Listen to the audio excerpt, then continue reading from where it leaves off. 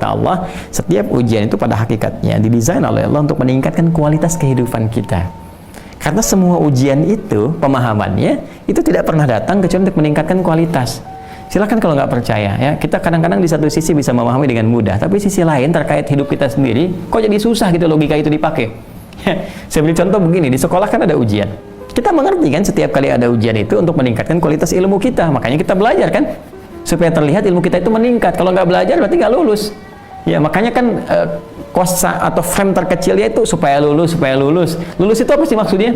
Ya lulus itu kan peningkatan kualitas. Jadi lulus kualitas kita meningkat sehingga naik dari yang sebelumnya, kan? Dari SD ke SMP, SMP ke SMA. Ya hidup juga begitu kan, polanya sama saja. Diuji dengan persoalan supaya kualitas meningkat, kualitas kesabaran, ketangguhan menghadapi sesuatu, ketangguhan merencanakan, ya, ketangguhan bersikap dan sebagainya. Nah kalau lulus di situ nanti naik kelas, naik menghadapi lebih besar lagi, maka diuji lagi sehingga matang keadaan hidup kita.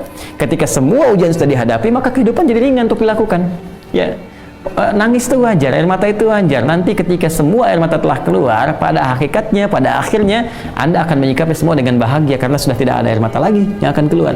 Jadi kalau sudah terbiasa mengeluarkan air mata sehingga sampai kering, nggak ada air mata lagi yang akan dikeluarkan karena semua akan kebal dengan semua jenis ujian, ringan. Jadi hidupnya akan jadi menyenangkan saja kalau benar cara menghadapinya. Maka Al-Quran mengatakan, katakan pada dirimu, inna lillahi, semua itu punya Allah. Allah kasih ketentuan, la yukallifullahu nafsan illa wusaha, nggak mungkin Allah uji di luar batas kemampuan, kan?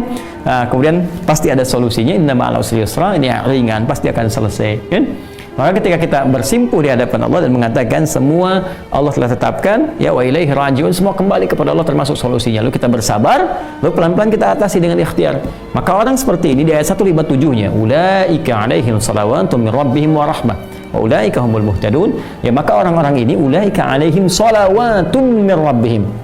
Orang-orang ini mendapat salawat dari Rabbnya, dari Allah Subhanahu wa taala. Nah, salawatnya apa yang dimaksudkan? Ya satu, pahala-pahala ya dari kesabaran mereka. Yang kedua ampunan dari Allah ketika mereka memohon. Kan banyak orang diuji itu sering minta ampun kan? Ya diuji sakit, sabar, ya Allah, ya Allah, ya Allah, turun ampunan, kan? Ya, terus dapat pahala banyak. Karena nggak sadar ketika diuji kan, coba loh. Kalau nggak ada ujian, kadang-kadang kan kita nggak bisa merasakan nikmatnya tahajud.